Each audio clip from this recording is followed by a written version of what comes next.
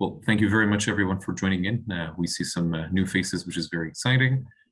Just a brief background about CaMSIGN. This is an organization that's been going strong, I think, for the last 1 year and 8 months. And my name is Salman. I'm at McGill, and two of my colleagues. We started this, and the main initiative that we have for this month and also moving forward is this idea of showing the interplay between neurosurgery and other sister fields, neuropathology, of course, neuroradiology, and some other disciplines. So we're very excited to have Dr. Karamchandani with us.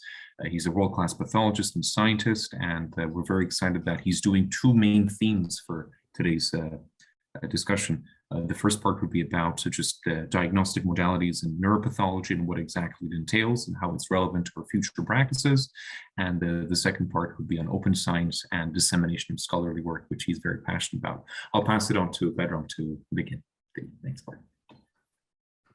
Sounds great.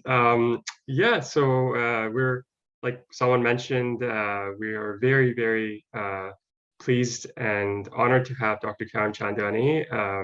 Dr. Jason Karamchandani is an associate professor in the Department of Pathology and is a neuropathologist by training at the Montreal Neurological Institute and Hospital. His clinical specialty is neuropathology and anatomic pathology. His research employs bio-informatic data to identify and characterize biomarkers relevant to the classification and prognosis of brain tumors and neuromuscular disorders. His laboratory at the Neuro will examine pathologies of both the central nervous system as well as neuromuscular disease. Yeah, Dr. Karamchandani also serves as a director of immunohistochemistry and a special stance for the MUHC program director for the McGill Anatomic Pathology Residency Program and on the Tissue and Biobanking Committee of the MUHC Research Ethics Board. Thank you guys very much for inviting me to participate in this, and it's a sincere pleasure to do this. I started my day off with CARMS interviews, and it's a reminder that even though the journey to clinical practice seems long, you will spend the majority of your lives as attending physicians. And so even though I share this night with you, with some of you in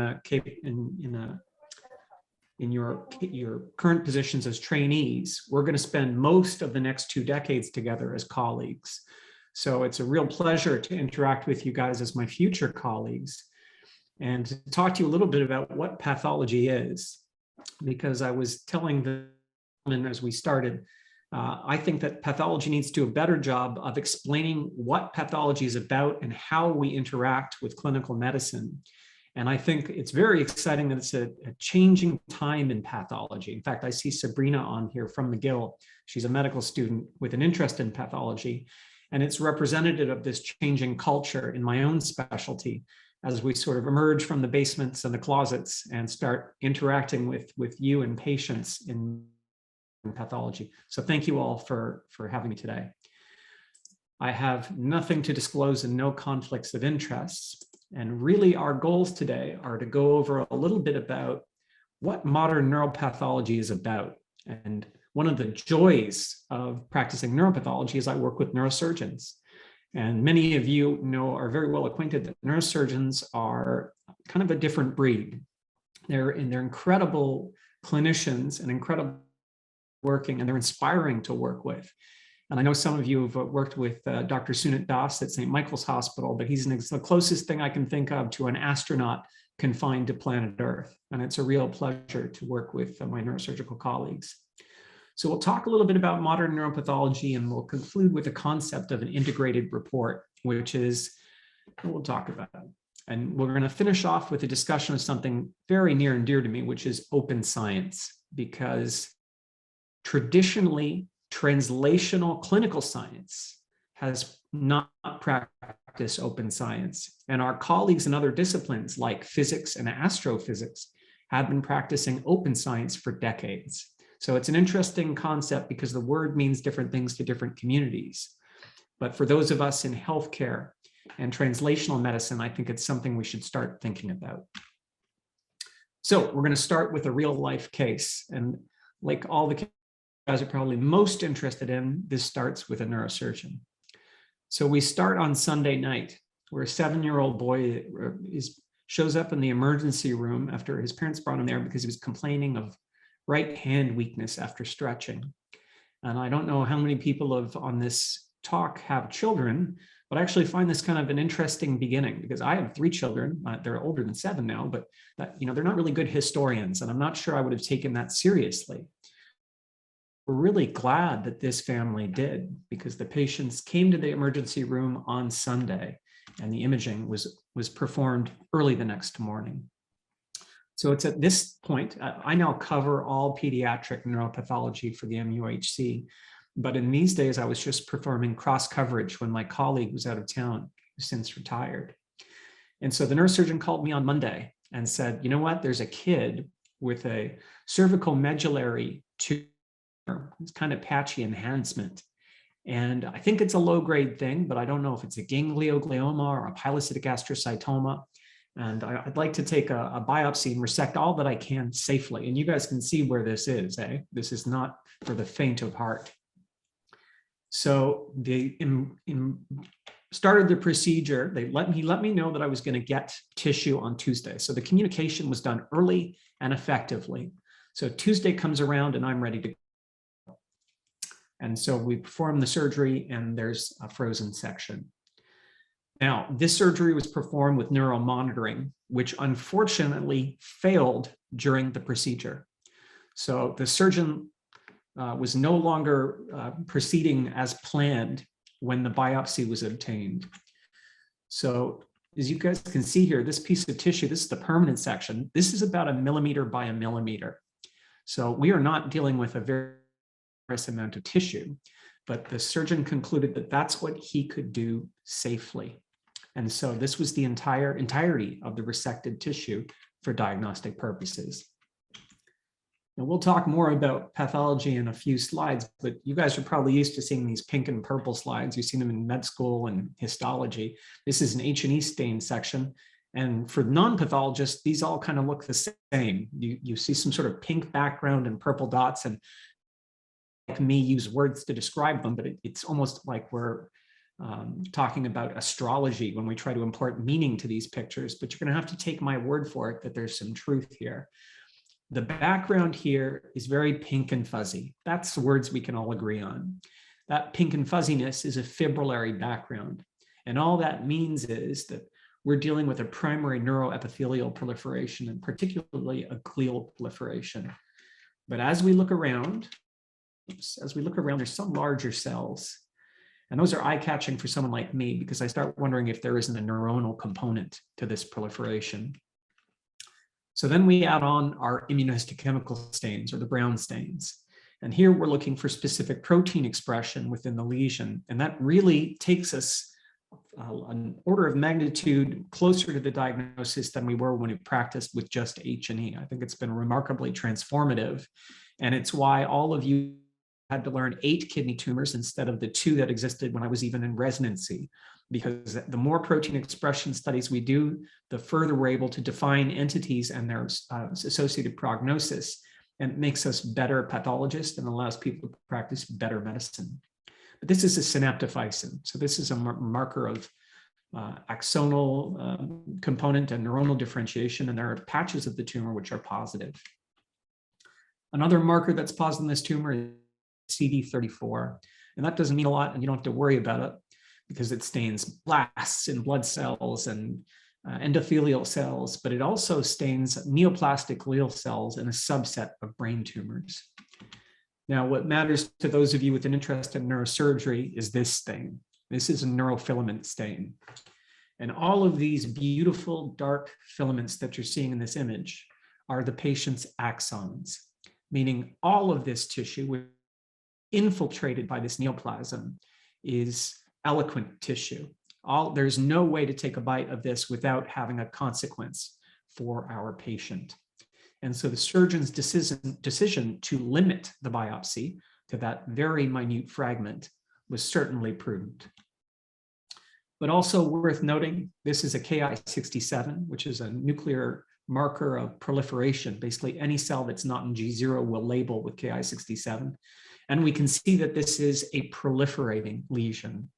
And that puts us in a bit of a bind, because if we don't cut it out, this will eventually cause the patient significant morbidity as this lesion expands throughout the brainstem and cervical spine. But we have a little bit of a trick here. And this is something that's relatively new in pathology, although well over a decade old now, which is mutation-specific immunohistochemistry. So I was actually still the lab director for immunohistochemistry when we brought this stain on. I had just brought this up about 4 months before I saw this case. So we validated this for diagnostic use and therapeutic use. And this is a stain for mutant-specific BRAF, the V600E alteration in the BRAF gene. This alteration on its own isn't helpful. And you're going to see that even in this talk. I think temptation to think that if we just understand the mutation, we'll understand what a pathologic entity is. But BRAF can be seen in melanoma, and about half of melanomas. It can be seen in colon cancer, thyroid cancer, brain cancer. So and the BRAF mutated thyroid cancers don't kill you like a melanoma. So the mutation doesn't tell you behavior on its own. There's clinical context, histologic context. The mutation status becomes one more piece of information that lets us treat this patient. So this is Thursday where we get this stain back. Remember, the patient presented on Sunday, had imaging on Monday, surgery Tuesday, and now has the driver mutation identified on Thursday. By Friday, the patient's neuro-oncologist contacted our DPS and had emergency use approved for a specific therapy that targets BRAF, vemurafenib. And so this patient from surgery to molecular chemotherapy is 4 days. And that's something that's kind of new. That's where we are right now in personalized medicine. And so you can read this report about the patient's response to this intervention. And by the way, this is sole agent, but I think pictures do a better job. So this was the child at initial presentation. And this is after 6 weeks on treatment. And this response has still been durable. This patient's actually been stable for several years. So this is after 11 months on treatment. And so side by side, from when the patient presented to the patient on targeted therapy, and this patient regained the use of his hand within 3 weeks from starting that vemurafenib. So I think this is a beautiful example of the kind of medicine that when we work together, we are capable of providing. This required communication and collaboration between neurosurgery, neuropathology, oncology, and other affiliated healthcare members. But if any of us had a family member with this pathology, all of us would want this to be the level of care that our loved one received. And it's not science fiction, and it's not only at Harvard or UCSF. This was done here in Montreal within our public healthcare system. Going back to my point before about how mutations don't dictate the universe, this is a picture of a different brain tumor. And actually, it's a very memorable brain tumor to me because it almost looks like not a brain tumor. The way these cells are all lining up next to one another to a pathologist looks almost epithelial.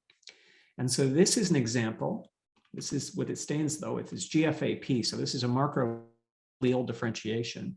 So even though these ribbons of cells look epithelial, it's a high-grade glial tumor. And this is in fact an epithelioid glioblastoma. And this subsite was recognized in 2016 and has persevered and has continued to be recognized in the 2021 WHO. And it's marked by BRAF alterations. And I think it's interesting because these tumors, epithelioid glioblastoma, have an abysmal prognosis.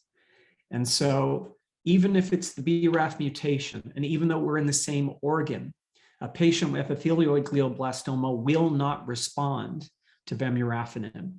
At that point, the tumor cells have enough driver alterations to evade that intervention.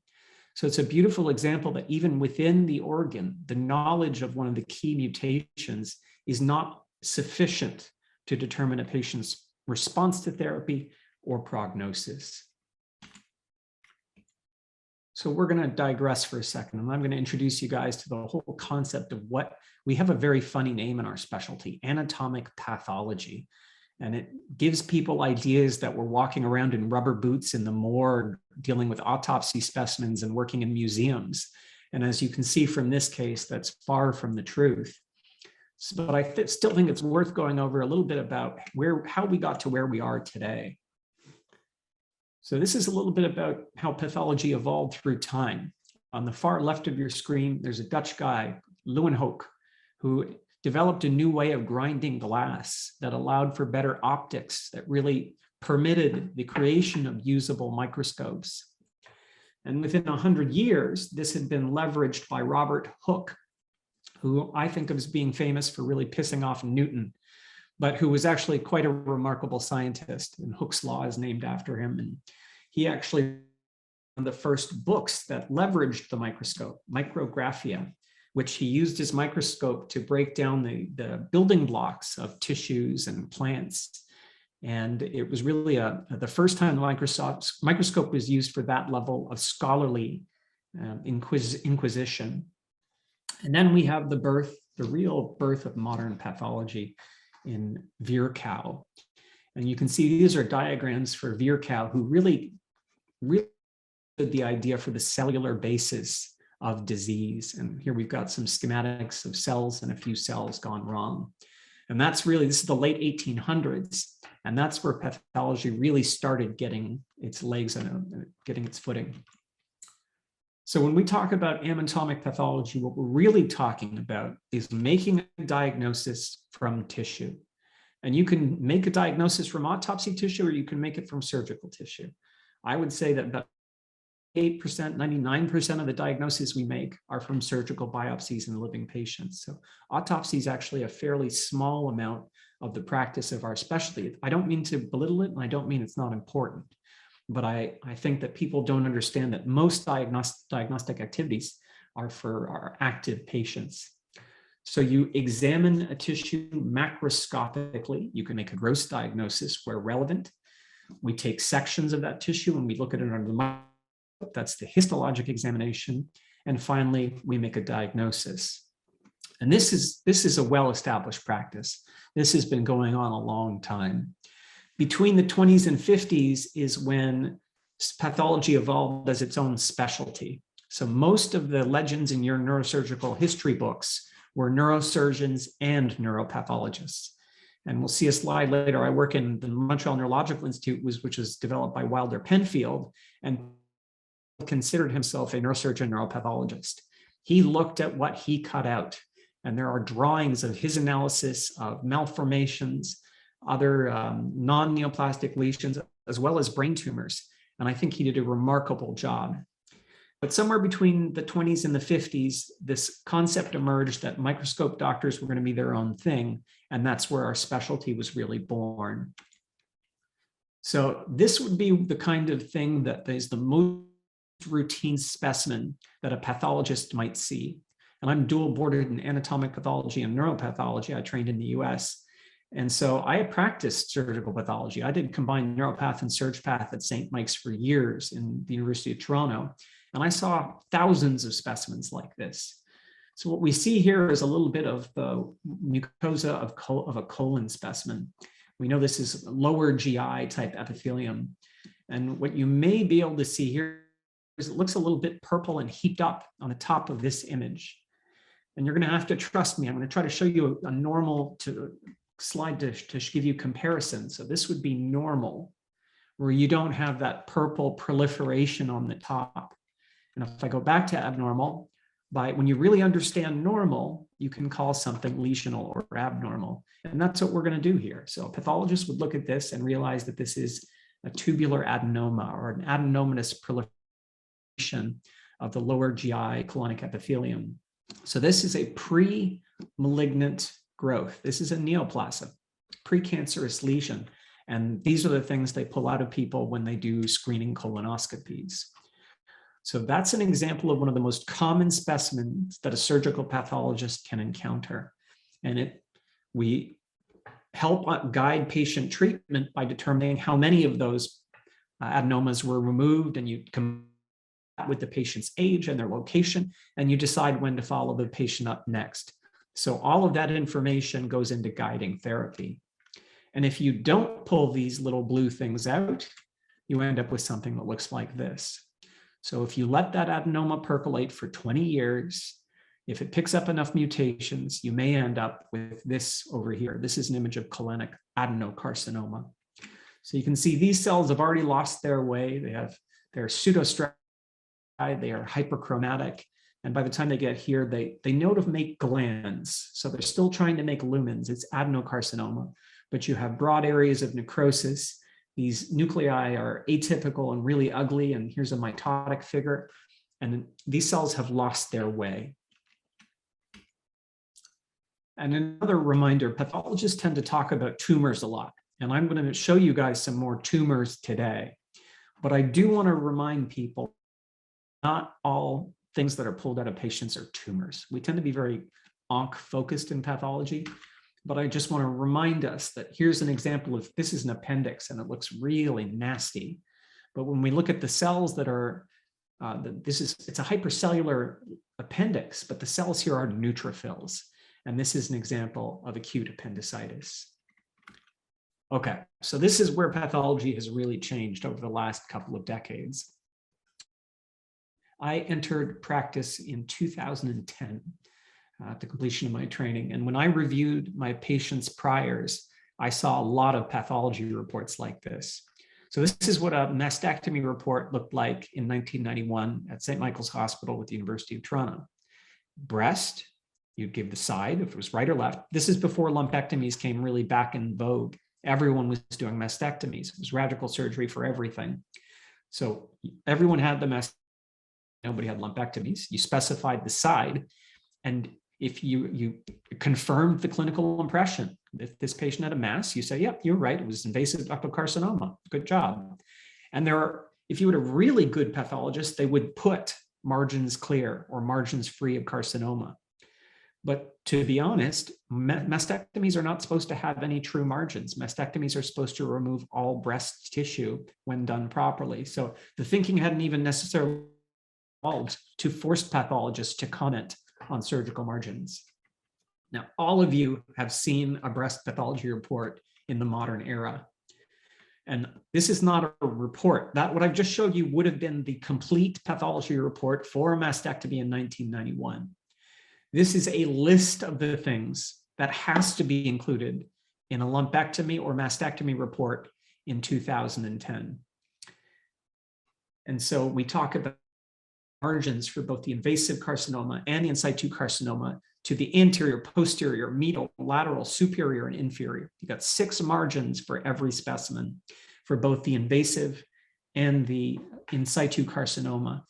You absolutely have to discuss lymph nodes and lymphovascular invasion. And if there's a subtype of the histologic tumor and you give it an overall grade based on tubular formation, nuclear pleomorphism, and mitotic activity.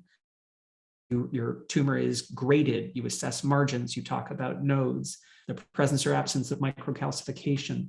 Based on all of this, including the size, you'll end up with a TNM staging. But you're not even done there, because your breast report should have a biomarker report that goes with it. And this is where the pathologist looks at the tissue and looks for expression of estrogen receptor protein, progesterone receptor protein, and HER2, and gives the clinical team a sense of what this tumor might be sensitive to in terms of therapy. And this has both a predictive element and a prognostic element. And that's something we see a lot in pathology, where even on its own, an ER positive tumor is likely to behave better than an ER negative tumor. But this also indicates a likely response to tamoxifen and hormone modulation-based therapy. And something that we use a lot in neuropathology, and all of you will get very familiar with, is Ki67 as a surrogate marker for proliferation. So this keeps on evolving. When I trained with the 7th edition of this book, and it has since been upgraded to the 8th edition, and this covers most tumors, but this is not relevant for the brain. If you open this book, you'll see melanoma, soft tissue tumors, breast, colon, and prostate, but you won't see brain. So modern pathology goes a little step further than just looking at a mastectomy and telling people that what they thought was cancer was cancer. We still start with tissue. We still look at it under the microscope, and we're still making a diagnosis. But to make an integrated diagnosis, we really require ancillary testing. And this can be all kinds of different platforms, and we're going to see some examples today. The most common is immunohistochemistry, which is available at almost any lab. There's a growing use of in situ hybridization, both bright field and bifluorescence, and molecular testing is actually making both of these obsolete in a number of cases. All of this comes together to make an integrated diagnosis, and that guides the clinical plan. So one of the challenges we have in pathology is that we don't do a good enough job of explaining when we're able to do what. Because when a surgeon takes out a piece of tissue, at a very minimum, we have to fix that tissue. And for most biomarkers to work, that's a minimum of 6 hours. At the Neuro where I work, that means if a specimen isn't out of the operating room and in pathology by 11 o'clock, that tissue has to fix overnight and is put in the tissue processor the next day, meaning it's 2 days from the surgery to the first time the pathologist has glass slides. And it's with those glass slides that we start to determine, to triage the tissue and figure out what our plan will be for ancillary testing. So there is a built-in delay of nearly 2 days from when a surgery takes place to when the first permanent section diagnosis can be made. Now, one of the benefits of neurosurgery is that we tend to do a lot of frozen diagnoses. So I would say 90% of our brain tumors have an intraoperative assessment. And I think that's great. Neuropathologists live for operative assessments, and I think it's a skill that we're quite good at. Not everyone has access to that. So if your institution doesn't have a neuropathologist, that's going to be a limitation that you'll learn to work around, but it can be helpful if it's there. And that helps the neurosurgeon talk to the patient with a preliminary diagnosis and often even guide surgery or treatment, the surgery itself. So a common example would be a stereotactic biopsy for lymphoma versus a glioblastoma. And all of us know that you don't cut lymphoma out. So if the pathologist is ever able to make that diagnosis, that's the end of that procedure. And we're lucky at the Neuro to have excellent surgeons like Kevin Petreka, who are very willing to do large and extensive surgeries to help our patients. And if we call something glioblastoma, he will absolutely attempt to maximally resect the enhancing component of that tissue, of that tumor, safely. The intraoperative assessment there will guide the surgical decision. So these are just some other steps. We talked about the specimen's received, its accession, we fix it, we look at it and describe it. It goes in a processor overnight where it's dehydrated, embedded in paraffin. When we say embedded, this just fills the tissue itself in paraffin, but then we put it in a block that allows us to cut the sections. That's what embedding is. Then the sections are cut and they're stained, and all of take place before the slide even gets to the pathologist. So a little bit of another little history about why I'm so excited to bring neuropathology into 2022. And part of that is that we, for a long time, were behind our other specialties. And part of that makes a lot of sense. And it'll really be intuitive to the people on this talk, because so many of you are versed in neurosurgery. But we've been doing surgery for a long time. We have evidence that people were resetting broken femurs for thousands of years. And, you know, humans love to beat each other up, and the Greeks like to line up in their hoplite phalanxes and stab each other with poles. And we were really good at treating injury-induced wounds. That was really common. Humans have a lot of experience with that. And Hippocrates has all these volumes about how to repair different kinds of injury. But he has this beautiful paragraph that basically says, if you can see dura or the brain, walk away. That patient is done. You are not going to fix that patient. That is a game-ending injury. And that was true for most of human history. If you touch the brain, your patient dies. And so we've been doing mastectomies for hundreds of years and had access to breast tissue, but we really didn't have a lot of access to tissues from the brain, because it often killed the patients. And this really changed only about 100 years ago. In fact, about 100 years ago, I'm not sure if you went to any given neurosurgeon that your outcome would be very good. There were a couple of people who were really good at not killing you, but they were fairly few and far between. And so we've exalted these into our Parthenon of heroes here. We're all familiar with Cushing and Bailey. And here in Canada, we're also familiar with Wilder Penfield, who was also American, by the way, and to build his institute here in Montreal. So these guys, about 100 years ago, were some of the few people who could operate on the brain and not kill the patient. And that's transformative, because all of a sudden we are resecting brain tissue and looking at it under the microscope. So because of this, Bailey was the first guy who really took a stab at trying to organize, what do we call, how do we give names to the stuff we pull out of people's brains? And this that I trained at Stanford, so I'm very fond of Rubenstein, who took Bailey's work, but really made the first really sensical pass at it. And I don't know if you guys can see this, but if you look at his list of tumors here, there's a lot of these that we still use. You know, we still talk about gemistocytic astrocytomas and subependymal giant cells astrocytomas. We just got rid of gliomatosis in the last WHO, but you can see a lot of these names don't seem so crazy. That's how good this guy was just by looking at these cells under the microscope with H&E. And I think he did a remarkable job. And so we see this evolve through time. Rubenstein was involved on the first edition of the WHO, and it evolved fairly slowly. And here you can see when we start thinking about the more advanced images here. There's no pictures on here, but here we're starting to think about things like chromosomes in 2000. And this is just around the time that 1p19q had been identified as a genetic alteration in brain tumors.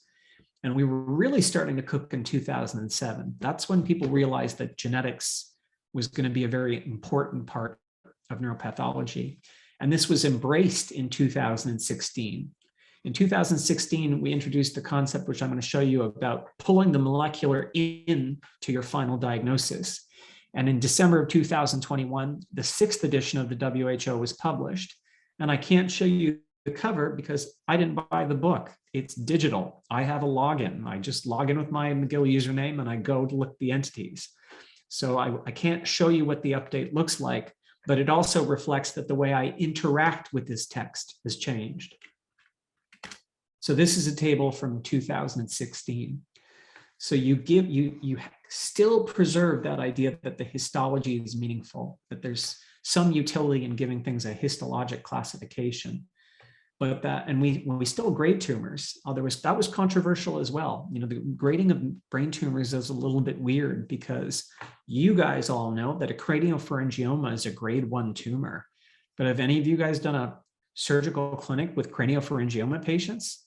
It's brutal. They're in the hypothalamus. If you tug on them, bad things happen. And so that grade 1 tumor can be associated with incredible morbidity. So the grading of brain tumors remains controversial, and I think it's controversial for good reasons. It doesn't necessarily make sense in the context of the most complicated and most anatomically precious organ in the brain. With no, I don't mean any disrespect to my colleagues in anatomic pathology or my surgical colleagues doing general surgery, but you can do a hemicolectomy and a person can be pretty okay after that and not really function in almost a normal capacity. And that's just not true for parts of the brain. So we're moving into a new era where these advanced diagnostics are required to practice standard of care neuropathology. So this is a picture that many of you will recognize. This is the kind of instant pattern recognition that you will eventually face on your neurosurgical Royal College or boards examination. We've got a glial proliferation with branching vessels and these cells with perinuclear halos. And we've got microcalcifications and subpeel mounds. So the tumors, they are invading through the cortex, infiltrating through the cortex, pardon me. And when they get to the subpeel space, they proliferate and form these almost little verrucal proliferations that the surgeons can recognize when they open the dura. these are positive for a mutant-specific version of IDH1. So 90% of IDH glial alterations are R132H. So the 132nd codon of the IDH1 gene has a single amino acid change, and this immunohistochemistry is specific for the mutated version of this protein. So here we're IDH altered, and we have retained expression of ATRX.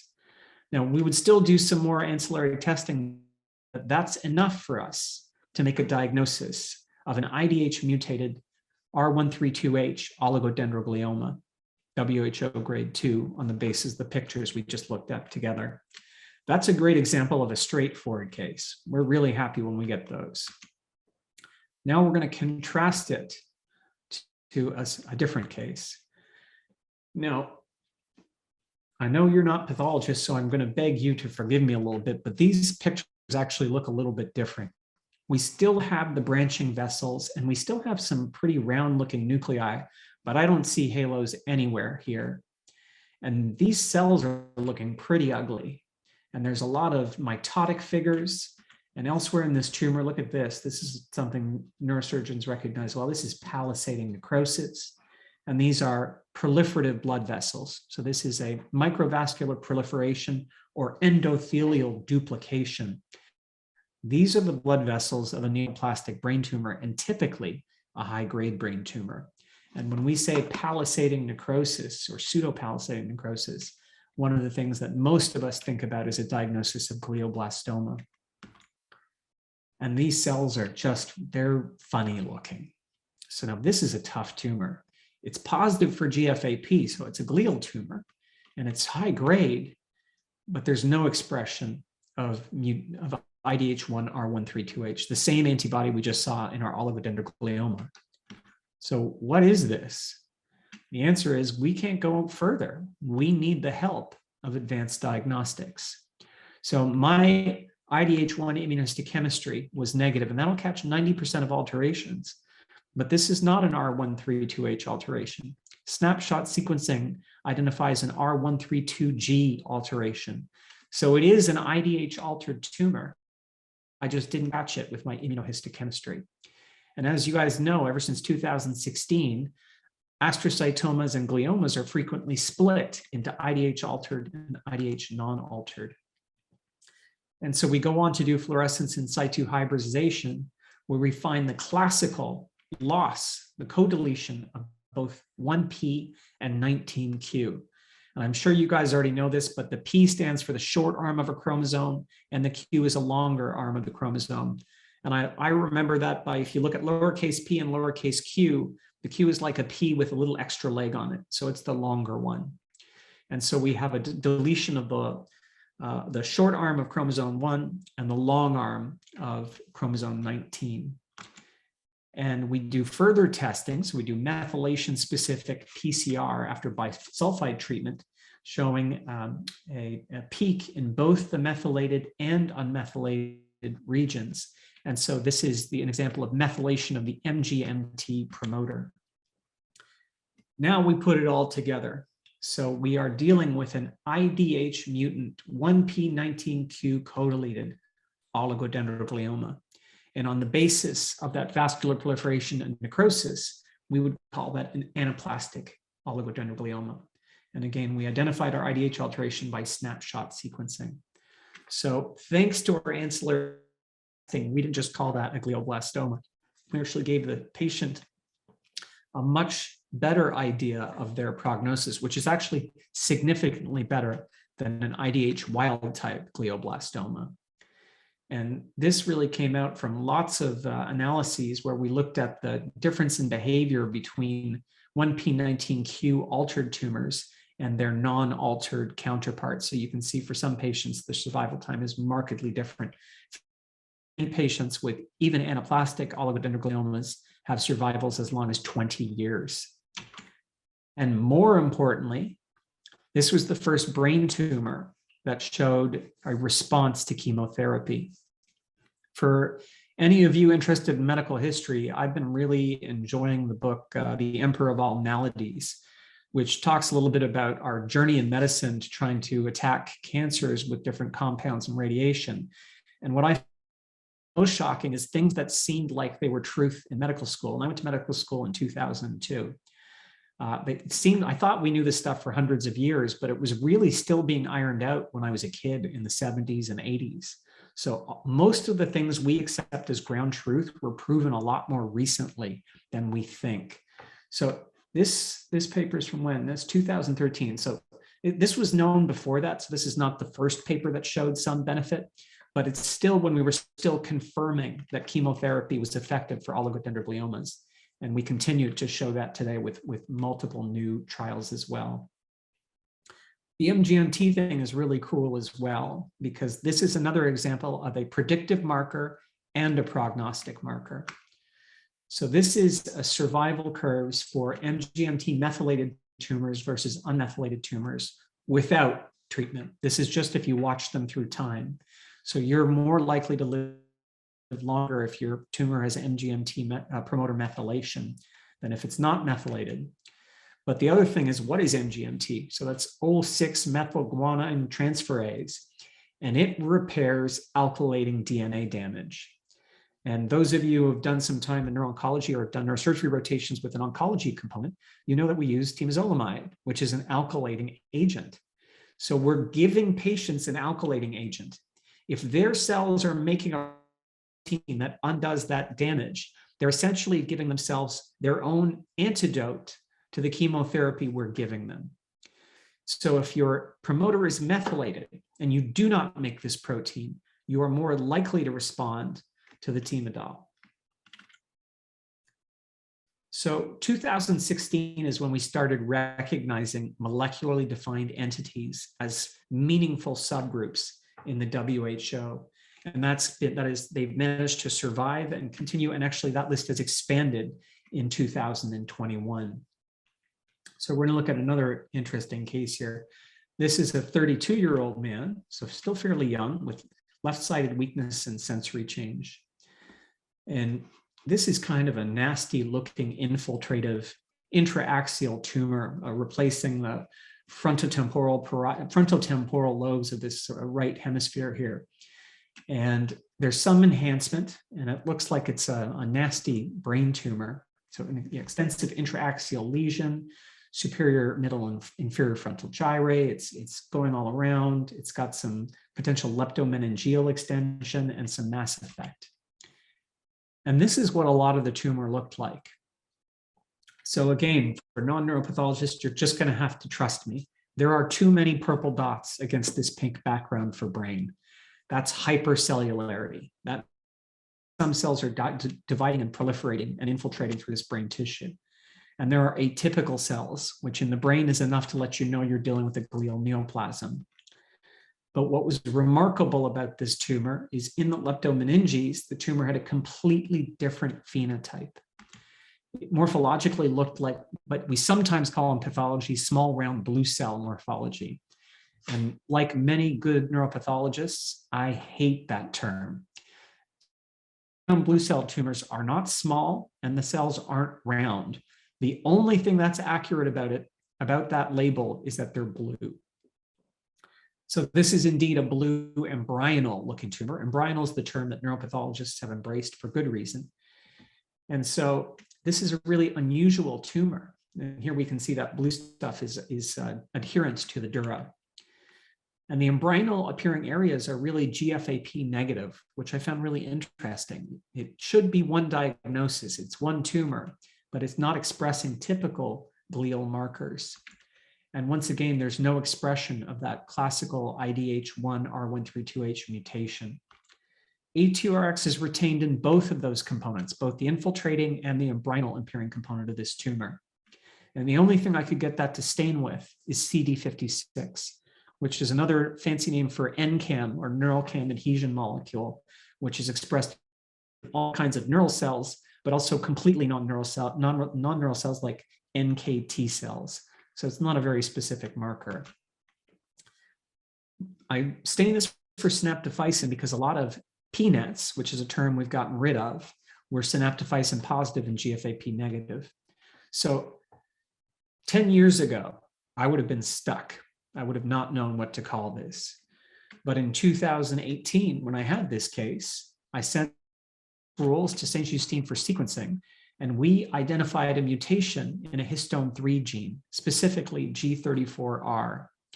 And this entity was only recognized formally in the WHO in December of 2021. So I described this alteration in my pathology report, but the entity was not considered unique when I signed this case out. So this is one of the newly recognized variants of glioma, which is an H3 altered tumor, which is associated with these hemispheric gliomas, typically in young people, and this is a fairly young patient, but we can see that it affects adults as well. So this is the table from the 2021 WHO, and you can see here now, there are at least 2 gliomas that are recognized based on their histone 3 alterations. And I've seen both of these cheat a little bit. I've seen things that weren't quite midline be K27 altered, and I've seen things in the midline that were G34 altered. So these are good rules, but they're not carved in stone. So sometimes I find the pediatric tumors are the most interesting, and part of that is because primary brain tumors are mercifully rare in adults. In brain tumor, if you have a new tumor in an adult, the most common thing is metastasis. And after that, it's meningioma. And after that, it's glioblastoma. So between metastasis, meningioma, and glioblastoma, you're taking 85% of the things that you take out of an adult. And whereas kids, CNS is one of the most common, if not the most common site of primary solid malignancies. So there's a lot more variety and interesting things you see in kids. So this is a posterior fossa tumor, and it's enhancing. I'm going to quickly skip over the next slide. All this to show you that our pediatric neurosurgeons do an incredible job with their resections, right? This is pre-op and this is post-op. So it's an exquisitely beautiful gross total resection. But before I even look at the slide, I'm going to have a fairly typical differential diagnosis. I'm going to be thinking about, in someone under 10, a medulloblastoma, a ependymoma. If they're a year or less, atypical teratoid rhabdoid tumor, or maybe even in an older kid, and if it's brightly enhancing, a pilocytic astrocytoma, those tend to be non-infiltrative and exophytic. So here's the smear. And we're going to use a better term for this. We can definitely see these are purple and there's too many cells. So all we can do in the frozen room is let the surgeon know that this looks like what I call an embryonal tumor. And that includes a number of entities, but it would be what would have been called a primitive neuroectodermal tumor back before 2011. And this is what the resected tissue looks like. And it's a really interesting because we have all this pink fibrillary neuropel looking things next to these small blue islands forming these little rosettes. And these are scattered everywhere throughout this tumor. I took too many pictures because they're so photogenic. And they've got these beautiful pink neuropil cores. And so this falls into the family of embryonal tumors. It's negative for GFAP and positive for synaptophysin. That's what I was trying to prove in that 34-year-old guy. I was trying to show that it was an embryonal-like differentiation in a glioblastoma, but it wasn't synaptophysin positive, but this tumor is quite nicely. And we look at the Ki-67, and this is moving. So more than 70% of our nuclei are in are in cell division. And remember, we talked about ATRT, so we have to exclude the rhabdoid family of tumors. So we show retained nuclear expression of INI1, which is also known as SMARCB1, but also other families, other SMARC genes, BRG1 as well. And just for your education, since I know you guys are still in your training, this is what it looks like when a tumor is BRG1 negative. So you lose nuclear expression in your tumor cells. It's preserved in the non-neoplastic blood vessels and stroma. And so you really do know that this is a true nuclear loss. And this is another blue cell tumor in the ovary of a 19-year-old. So going back to our case, what was this bizarre embryonal tumor? Once again, 10 years ago, I would have struggled to slap a name on it and I would give it some wishy-washy descriptive diagnosis. But once again, I had access to ancillary testing. And so frozen material from this case was sent to Saint-Justine for a race CGH. And this showed amplification of a small region of chromosome 19, which included this region C19MC. There were other abnormalities, trisomy 2, duplications of 5p, but this is really the one that defines this patient's pathology. And this is a new entity, the embryonal tumor with multi-layered rosettes, chromosome 9MC altered. And that's on the basis of the histology, where we saw the neuro multi-layered rosettes and also the genetic abnormality. And so unfortunately, this is a fairly aggressive tumor with quite an aggressive clinical course. And like in this patient, it tends to present in very young patients. And this is just a diagram in the WHO when they define this entity, what it looks like to have that small region of chromosome 19 amplified. And if you, depending on how you're going to access your pathology reports, you will either see the raw data, or more frequently, you're going to rely on someone like me to translate that molecular data into an integrated report to help you understand what your patient has. So I realize we're coming up on the hour, so we'll probably do one more case, one or two more cases. And this is, all these cases are fairly recent, and I think that it shows you just how dynamic this field is. This is a 2-year-old with a really looking solid and cystic hemispheric tumor. And this looks a little bit different than some of the pictures we've seen today. And I'm going to beg your imagination. And I'm going to go to this picture over here, because here we look almost like we're dealing with a spindled cell neoplasm. This doesn't necessarily scream that it's a brain tumor, because you have ribbons of cells set between collagenous bands. And in fact, this tumor is laying down reticulin. This is a special stain for reticulin, which is again something we tend to think of as a more mesenchymal activity. But other parts of this tumor had a more classical glial appearance. And even on high power, we start seeing these little structures over here. And because I'm dealing with neurosurgeons, I'm going to give you the name of this. This is an eosinophilic granular body, or an EGB. And EGBs are really helpful because they're typically only seen in a few tumors, and they're beautiful in this particular patient's tumor. So whether we're dealing with the spindled areas or the areas that have more islands of tumor cells, this entire tumor is positive for GFAP, glial fibrillary acid protein. This is a glial tumor, even though it looks like this mesenchymal spindle cell proliferation. And the Ki-67 is moving at a pretty decent clip as well. But like with our first patient, this tumor shows strong expression for mutated BRAF V600E. And this was confirmed by a next generation sequencing panel. So this is a fairly rare entity called the desmoplastic infantile astrocytoma. And this is another different tumor, which is BRAF mutated. Now, this patient was also tried on monotherapy for a BRAF inhibitor, but unfortunately, this patient progressed through that therapy. So it's an interesting contrast between our first patient today, who's had a durable response for about 6 years, and another patient who seemed to progress while on mutation-specific therapy. And this is just to show that it's recognized in the WHO. And if you scroll through here, and I hope all of you end up subscribing to the WHO, I hope they have a medical student discount. And they do talk about the genetics of this tumor as well. And here's the reticulin stain, just like I showed you in our case that they have in the WHO. Okay, last pediatric case, and I like this one. So this is a 2-year-old with a non-enhancing lesion crossing the corpus callosum. So this patient had the surgery delayed because of COVID outbreak in the family. So the surgery was delayed by almost a month. And the pediatric neurosurgeon called this almost a butterfly-like lesion and was quite hesitant to do an aggressive surgery and elected to undergo a stereotactic biopsy. And you'll see in the end, that was probably the safest course of action. So this tumor fell apart. It was like trying to aspirate snot. So I ended up with lots of little microscopic fragments on the TELFA pad. And we see these islands of really edematous and myxoid glial tissue, neuroepithelial tissue.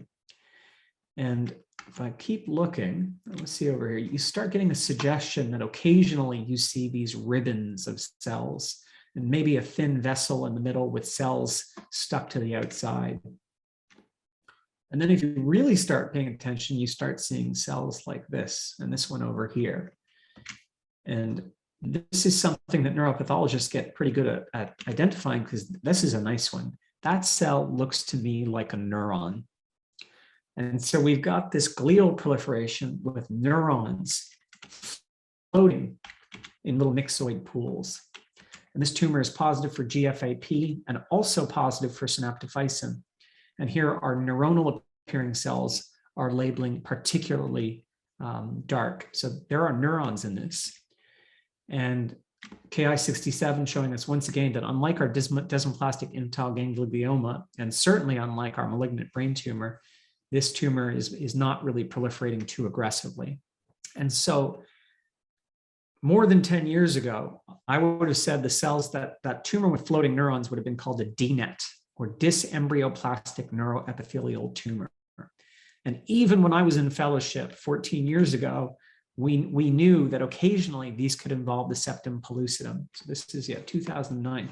It had already been characterized enough that they were kind of doing a case report for the surgery here, but the entity was known. And here's a recent review from 2020, I think. And we collected a whole bunch of these cases.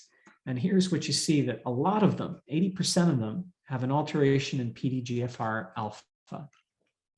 And this tumor was sent for exome sequencing, and that alteration was confirmed.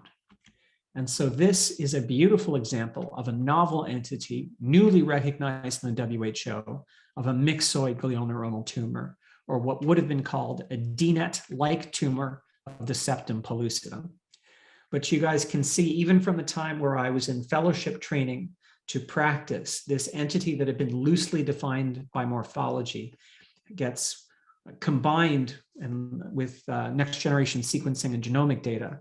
And from the combination there, we can really leverage a meaningful diagnosis.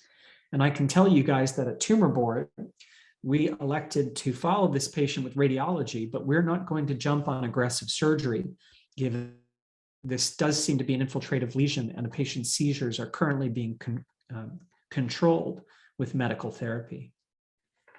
So here, the additional genetic information makes us feel very confident about the diagnosis, and that confidence allows us to be more conservative in terms of our medical and surgical management. And I think that's brilliant. And the fact that I get to practice medicine like this here in Montreal makes me very happy, and it's very satisfying. So we're going to switch gears now. We've got 30 minutes left, and I want to make sure we save at least 15 minutes for questions. But I do want to talk about the concept of open science. And at the top of the hour, I think I mentioned that there are some scientific fields that think that we are barbarians. I went to a research meeting where we had some representatives from the Canadian Space Agency, where their research is very astrophysics focused. And they thought all of us running around with our data sets and our hard drives, protecting our cohorts and our data was exceptionally quaint, barbaric, and primitive. And I think to some extent, they may be right. And I've been doing this for a couple years now. And what I do know, and I hope you can explore this with your patients, but every time I've bothered to explain open science to one of our more than 3,000 patients who have joined us in this collaboration, the most common question I get is, isn't that how science is done? So I'll explain a little bit about what this means in the context of neuroscience and healthcare. But I'll start with a reason about why I care about this, and I think you guys should care about this too. This is a picture of a blood film from a 7-year-old boy that I got from one of my good friends, Chandra Krishnan, who was my first chief resident. So be good to your chiefs. You'll be their friends for decades to come.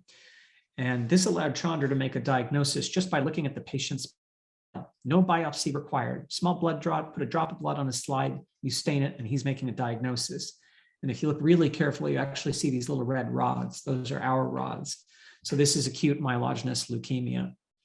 And that's enough to make sure you admit your patient promptly and possibly even start therapy. So I bring this up, why?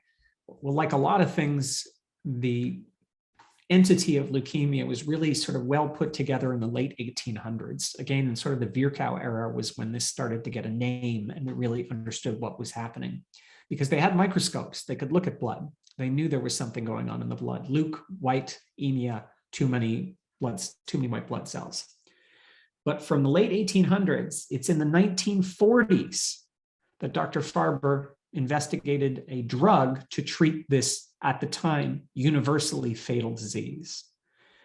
There has not been a decade where we haven't come up with some new, sometimes transformative addition to our arsenal to treat patients with this pathology. And in fact, you see here from when they started doing this, where no patients survived with leukemia, to in some forms of ALL, this is actually out of date. You see this stops in 2010. It's around 90% of patients with ALL are curable today. So this is how medicine should be. This is what I'm be doing. This is what this looks like for Parkinson's disease. Okay, Parkinson's disease, again, characterized in the 1800s. Okay, we got it. It's a movement disorder. Dr. Parsons found a bunch of patients. And then in the 50s, right around the time that Dr. Farber said we're going to treat leukemia, this guy says, okay, Dr. Carlson, we're going to try L-DOPA. And it worked in the animal model, so we tried it in humans. And that's what we use today. That's it. That's 1950, 70, and we're still giving patients L-DOPA. And I'm being a little bit cavalier about this, right? I know deep brain stimulation works for a subset of patients, and we've added on MAO inhibitors for a couple of other subtypes or groups of patients. But really, I'm not too far from the truth by saying we have had no additional transformative therapies for Parkinson's disease since this innovation. And that's where we're failing. So you guys are going to be working in neurology and neuroscience. And you're going to work with these patients and you're going to see that it's true that unlike many systemic cancers, we are not doing as great a job. And so our patients keep telling us, make me better, make my children better. And we need to do a better job of addressing that. And nobody on this group needs a reminder that neurological disease is going to become the dominant problem for Western societies and wealthy countries real soon, right? Hope to still be practicing in the early 2040s. And so this is going to happen during my career. And so we're hearing from our patients that we need to be doing a better job, and that what worked for cancer isn't working in neuroscience. So because I have the advantage, the luxury of talking to people from across the country, I thought I'd tell you a little bit about my building, because you've all studied neurology. So all of you know that you cannot learn the history of neuroscience without passing through my building. Okay, the M&I made unmistakable additions to our understanding of the human brain and neuroscience. So when you study vision and you study memory, you are passing through the halls of the building I work in every day. And it's really interesting. We've got about 1,000 people working in the building, and about half of them are clinical and half of them are pure research. So it really is this integrated patient care, disease-focused, organ-focused research institute. And that allows us to do things that you can't necessarily do in non-integrated buildings. So in 2016, this is my boss, okay, Dr. Guy Rouleau. He's the clinical head and the academic head of neurology, neuroscience. So all the neurosurgeons clinically, surgery reports to surgery, but most of the physicians report to him, and all of the research investigators do. And in 2016, he says, you know what, we suck compared to those people treating AML and coming up PD-L1 inhibitors. We're not doing as good a job in neuroscience. So we're going to change what we're doing, and we're going to embrace open science. And so this started with a long discussion within our community of saying, like, what does this even mean? What does open science mean? What I'm going to tell you that means for us in healthcare means something very different to an astrophysicist, and means something very different to someone studying philosophy. So I think that's a good thing to take away, is that the definition in science can be discipline specific. I've already told you about why we decided to do it. We need to make better treatments. But really, another thing we have, and a difficulty we have in science, is that our funders don't trust us, because we cured Parkinson's disease in rats like 14 times. And every time we try to take to a human, it doesn't do anything. So we have a bit of a credibility problem, and there's a lot of duplication, and neuroscience is expensive. So when you get a negative result and it doesn't get published, 10 other people are going to waste that time and money. And so there are some problems with the traditional science. So in 2016, what helps is some money. And this is the guy who gave us some money. This is Larry Tannenbaum. He owns the Raptors and Toronto FC, and he's a billionaire.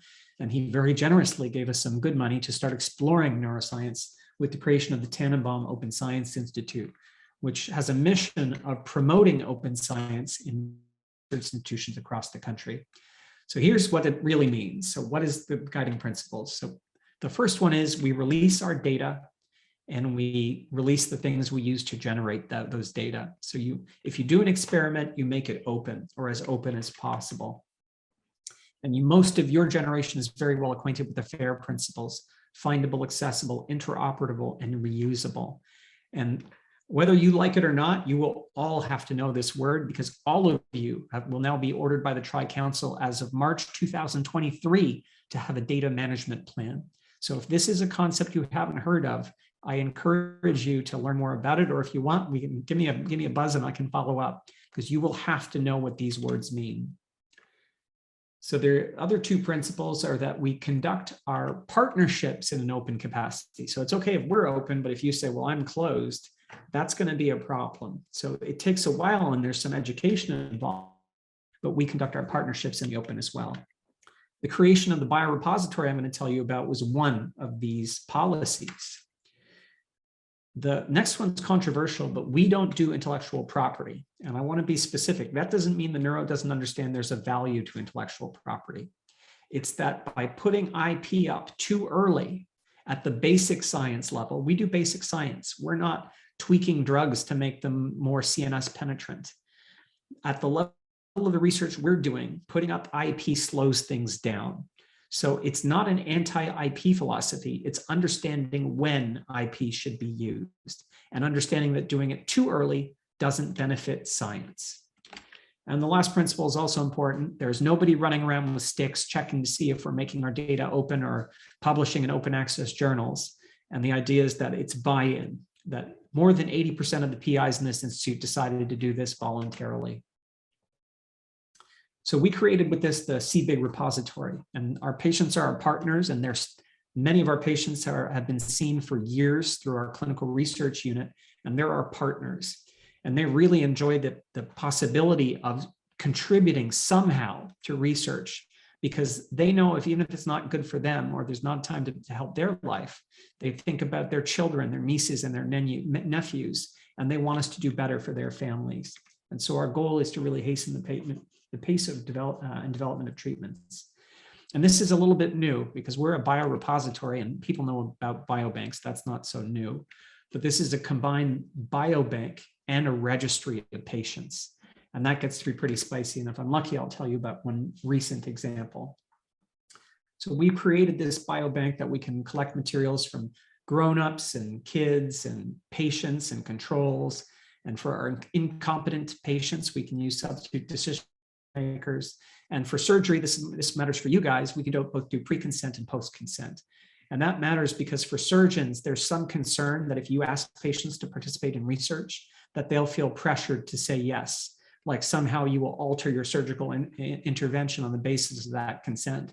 So actually the modern ethical view is that post-consent for surgery patients is beneficial. And we collect a whole whack of stuff. So CBIG stands for biospecimen imaging clinical data. And we can collect all kinds of different tissues. And we had to add collection of stool for the microbiome, which turns out may do something in Parkinson's disease. We can do both the clinical scans that clinicians order, as well as research imaging, because the Neuro is the house of the largest brain imaging center in Canada and the 7th largest in the world. And we can collect some genetic information, a wide variety of genetic information as well. Where this gets cool is we take our patients, they come in, they're our partners, they come to CBIG and we get peripheral blood mononuclear cells from their blood. And we give it to our partners down the hall. We're in the same lab space, the EDDU, the Early Drug Discovery Unit. And they make iPSCs, induced pluripotent stem cells. And sometimes we add some CRISPR juice and sometimes we don't. It depends if it's a healthy control and you want to induce a mutation, you CRISPR in the mutation, or if you have a patient with an SOD1 mutation, you want to repair it, you use CRISPR and you repair the mutation. And then all of a sudden, we've got something we can play with. And so this is like, when I first saw this, I about jumped out of my chair. This is a real picture from something we grew up in the basement, 6 floors under my office a couple of years ago. And these are organoids, or what we cutely call the mini brains. These are mini brains derived from human cells, from our patients, from patients with genetic alterations. And depending on the conditions you grow them in, you can even differentiate these mini brains into different parts of the nervous system. So you guys can see this, it's pigmented. This is a midbrain organoid. These cells are creating neuromelanin. So I showed you a picture of a blood smear, and we did so well with leukemia over 70 years because we had access to the cells. But now, thanks to iPSCs and CRISPR, those are discoveries in the early 2010s. 12 years later, I have human-derived tissues. I've got human neurons, which are the cells that are implicated in the diseases we are studying. And so I have to show you another pink and purple slide because I'm a pathologist and I love these pink and purple slides. But this is a section of one of these organoids, and we see some more immature looking elements or small round blue cell areas and more differentiated looking ganglion cells. And so this is a new tool to study neurologic disease. We started in 2016. We now have more than 3,000 patients, big cohorts in Parkinson's, ALS, neuromuscular disease, and a rapidly growing collection of multiple sclerosis. And we have all kinds of different stuff, DNA, PBMCs, plasma, skeletal muscle, or brain tissue from some of our surgical patients. And all of this is done with a really robust ethical framework. So nobody knows how to do an open science biobank because we're the first one. So the first thing we were told to do is create an external governance board that we answer to twice a year, who looks at what we're doing and says, are you still doing the right thing? Are you using best practices? And are you actually delivering to the patients who are making this altruistic donation? We do our best to keep patients safe. This is where we're not astrophysicists. This is patient data. We can't just make it completely open. That's not safe. So we have open data for metadata that basically no one can do any harm with.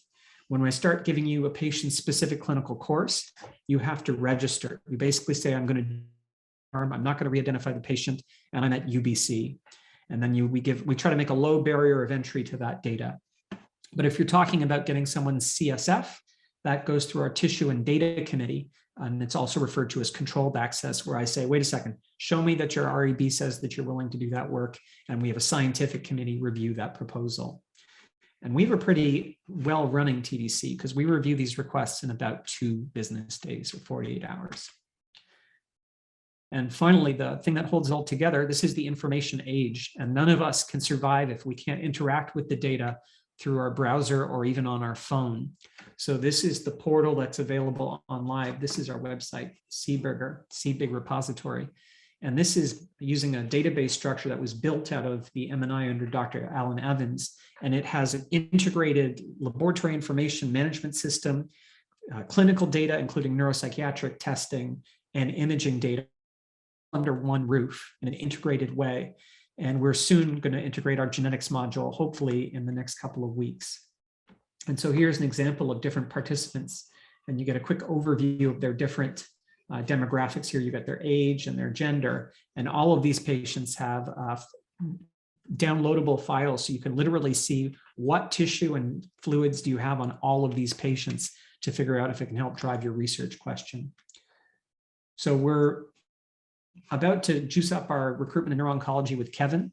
Our problem there is our recruitment mechanism. So we're building a virtual consent module, which will go into effect in September 2022. And I think it will really improve our work in neurosurgery in this area as well. And the last important point, we collaborate with both academics and industry. And this was the part I didn't think would work. I'll be honest with you. I thought this was going to fail. And I was surprised that it actually did work. Because when we went to work with industry, we said, we operate in an open capacity. And I thought they'd say, well, then goodbye. We're not going to do business in that manner. but they understood that we're not anti-IP. We just want to make sure we don't slow research down. So after they're done their experiment, after a little embargo period, they return the data back to CBIG. And that's true for investigators who are academic as well as industry. So I'm showing you this slide from Merck. That's a big pharmaceutical company. They ran their anti-alpha-synuclein autoantibody screen on patients and controls, and they returned the data to CBIG. And now I have this information for our patients. For everyone who investigates using those samples, it's another dimension of data for their analysis. And that's also true for Takeda as well, who's a large player in pharmaceuticals. And the first thing they did, I'm showing this because the one thing industry does well is they make sure they're not paying for garbage. So the first thing they did was look to see, well, you're telling us these are PBMCs, but how good are they? And they were hoping they would get more than 75% viability, and the cells obtained at the MNI had 87% viability. So it's high quality material. And all of this is possible because I work with a really good team. Angela Genge does our CRU, Ted Fon is our scientific director, and he and Uri run the Canadian and Quebec Open Parkinson's Network. And all of the informatics work is out of the work of Dr. Evans. And these are the people who picture I show, but the people who actually do the work, these are the people who are actually doing the work.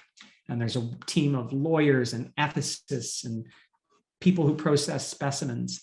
And finally, I do want to acknowledge Ingrid as our patient governance representative. Our patients really are our collaborators on this project. And I think that's one of the reasons I'm so proud to be affiliated with it. So I believe I've left less for questions, but that'll prevent me from saying anything too stupid. So thank you all for your time.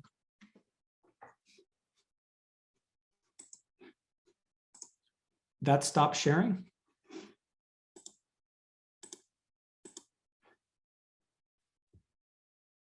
I think it's still sharing. I do see something. Okay, let me stop sharing. There we go. There we go. Perfect. Well, Dr. Karamchandani, that was such a amazing and incredible presentation. I honestly learned so much, both from the first half and the second half, and I'm sure everyone here on the talk agrees. Thank you so much for sharing that presentation with us. So we have about 10 minutes for any questions. So feel free to unmute or type your question in the chat. And I know even if you're on the West Coast that it's been a long day, and some of you may have to get up even tomorrow to do your CARMS interviews. So I appreciate you staying with me through the long journey. Thank you, guys. Is that a hand from Davane? Yeah, go ahead, Davane. You can ask your question. Hello, doctor. Can you hear me? Absolutely. Yes, sorry, I cannot turn my camera on, it's not functioning, but I just wanted to thank you for the great presentation. Honestly, I learned a lot about pathology. Pathology is not really one of my greatest strengths, but with the course you gave today, I feel more knowledgeable about the facts. So thank you a lot. I appreciate it. That's great. I'm happy to hear it. That's why I'm here.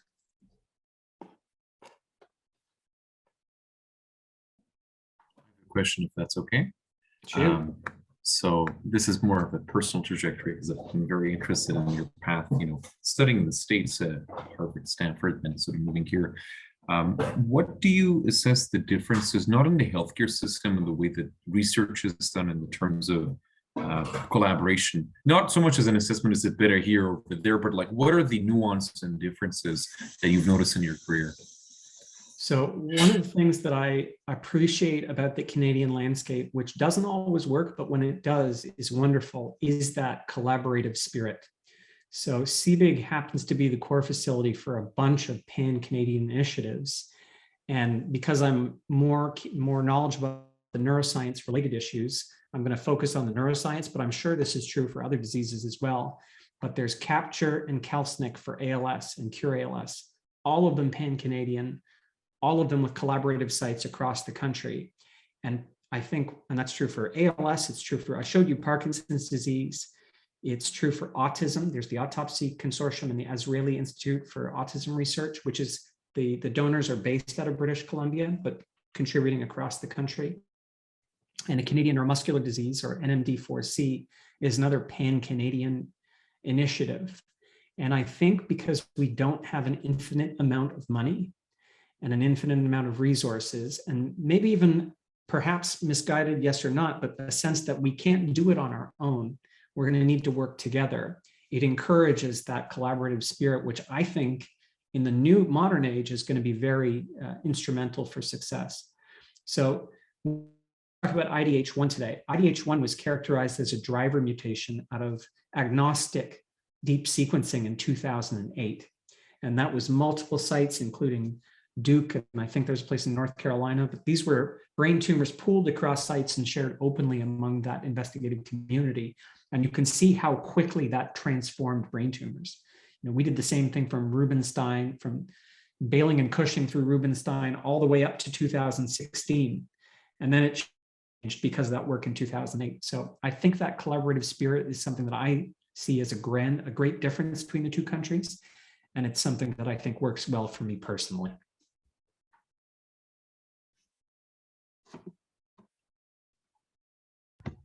I think, Faye, you have a question. Go ahead. Yeah, so to begin with, I thank you for your presentation. It was a wonderful presentation. And my question is that, do you think it's possible that one day the neuropathology will be like less invasive or practically non-invasive through optical tools like the retina or other way to assess? I cannot imagine what kind of tools will be, but could it be possible one day to have minimally invasive optical tools? So there's no doubt that radiology and MR imaging has transformed how we approach neurosurgery already. And I have no doubt that imaging is going to become more and more specific and more sensitive. And at some point, I can even imagine in the science fiction future that histology and radiology will merge into a similar practice. But I still think that the tissue, having some access to the tissue, whether it be through for the DNA that's shed through exosomes or from the actual minimal invasive sampling itself, I do think we're going to need to understand what's going on inside the tumor. So I think we'll need access to tissue one way or another to really get our hands on the molecular alterations, because lots of things that look the same are different under the hood. So I think I can see that radiology will have a greater role in neuropathological assessment, but I think they'll still need some way to access the tissue, not necessarily via neurosurgery. Thank you.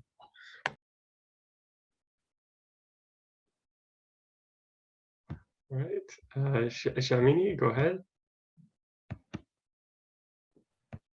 Thank you. Hi, Jason. Hey, Shamini, how are you doing? I'm fine. How are you? I'm well. All right. So I used to be from the Neuro.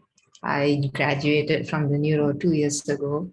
And ironically, I'm not a physician. I'm not a clinician, but my interest in pathology started at the Neuro.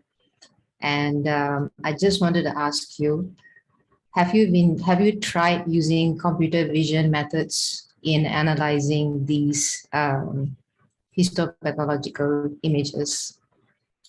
That's a really good question. So the most developed company on this is a company called Path AI, and the CEO is a guy called Andy Beck. And actually, Andy Beck was in my residency class, and it's a good friend of mine. And so I'm really aware that computer-assisted pathology is going to be a reality for our practice. I didn't have time to show you guys the virtual slides. I had too much to get through. But already we're moving to digital pathology in our practice. So I have no doubt that machine learning will play a role in helping assist the diagnosis and even accelerating diagnosis, because we can already show that a computer is about as good as a pathologist at identifying metastasis to a lymph node. Now, right now, those algorithms aren't as good as brain tumors because they don't look quite as distinct, and there's a little bit more subjectivity, and you need to know a little bit about the molecular. So if you're getting the tissue anyway, it gets a little more challenging. But I have no doubt that all of these will play a role in helping us. And there's a bit of a circularity to it that we're learning out of the lung cancer world, where we look to the genetic alteration and then we go back to the morphology and we start identifying patterns that will give us clues about the genetic data before we generate it. So you start helping yourself, you triage tissue depending on what something looks like. So lung cancer is a great example of that. You do a CT-guided needle biopsy, and you only send it for ALK, ROS, and EGFR if it looks like it's a glandular cancer. So squamous cell carcinomas don't get those tests, and you have a very limited amount of tissue, so you better use it wisely so that morphological assessment guides what you do with the tissue, and that's something I see computer-assisted pathology will greatly assist us with. Okay, so the thing is, so my interest in asking that is because I've actually been using computer vision to analyze glioma stem cells, and I'm also looking at spatial transcriptomics.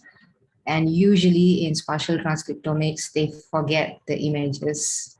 And so I'm looking at the images together with the single cell transcriptomics. And you can see looking, if you implement canonical correlation, PCA, and if you look at deep learning plots and methods and you use it, and you find that the interesting thing is that the genomics, which is so wide, can actually be lumped up and clumped up into the pathological features that you guys are seeing in those images. The only difference is that the human visual system is so good in qualitative measurement. The computer visual system is really good at quantifying this. And it's just that all those, of course, I don't know the name. So the glomeruli and the garland-like vessels that you see in GBM and these epithelial-like structures, and including the ways in which they pack themselves, have different computer vision abstract mathematical numbers and correlations. So it's really cool, and I've been doing that. And I was just wondering what you thought about that. So yeah, so I think this is very good work, and it is very much like at the cutting edge of modern integrated research in translational medicine. And I'm gonna leave you guys, it's 9:30, with a thought that even though we're looking at pink and purple in these old, tree bark stained sections, what you're looking at is the sum total of all of the genetic alterations in a cell, right? You're looking at an expression of the methylation landscape of any given cell when you look at its morphology. And if it's making mucin or showing glandular formation, all of those are the results of different genetic expressions. So I'm not surprised when we end up seeing those patterns, but I think it's excellent not to discard one or the other, but rather to analyze them in an integrated way. All right. Yeah, that was very interesting. It just made me feel better each time I look at it. Yeah. Excellent. Thank you, Jason. Thanks to all of you. I just have a final question, if that's okay. So I think there was a question I had earlier about, the future and kind of, the next 10 years of how neuropathology will be changing. But I think some of that was answered. But what I'm curious about is there any work being done from a preventative medicine perspective in neuropathology, kind of before the patient presents, to kind of prevent their progression towards pathology or to malignancies and so on, so forth? Is there any work being done on that front? So that's another good question, but I'll be really honest that I wouldn't necessarily call it neuropathology, because by the time it is neuropathology, it's almost, as you pointed out, it is symptomatic. And here's a cautionary tale for the neurosurgeons. The closest negative scan to GBN scan I've seen was 3 months. A patient who had a car accident with a clean CT presented with a glioblastoma just a few months later. And that's something I've seen with my own eyes in my own clinical activity. So, screening isn't going to work for that disease. That's just not the biology of that particular pathology. But in some of the other neuropathologies like Parkinson's, there are initiatives, and the Neuro is involved in several of them, where we follow healthy patients for a long time, and we try to start making sense of that. And I think all of us will probably be part of it one way or another. I don't know how many an Apple Watch with a health app recording all things about your movement, sleep, and other things. But I think we're gonna end up learning a lot from that kind of big data analysis in the coming decades. So thank you all for letting me participate in this. It was great fun, and I wish you all good luck through your journey and your careers. And remember, be kind to your laboratory physicians. They're here to help. Thank you again, Professor Karamchandani. Thanks for joining us. We know you're also really busy. Thanks to everyone who also came. And for those of you that are new, we host events, I think 2 events every month. So please stay in touch with us, and we hope to see you in future events. Thank you again. Have a great evening. Thank you so much. Thank Have a you, good night, everyone. Bye. Thank you for joining. Thank you.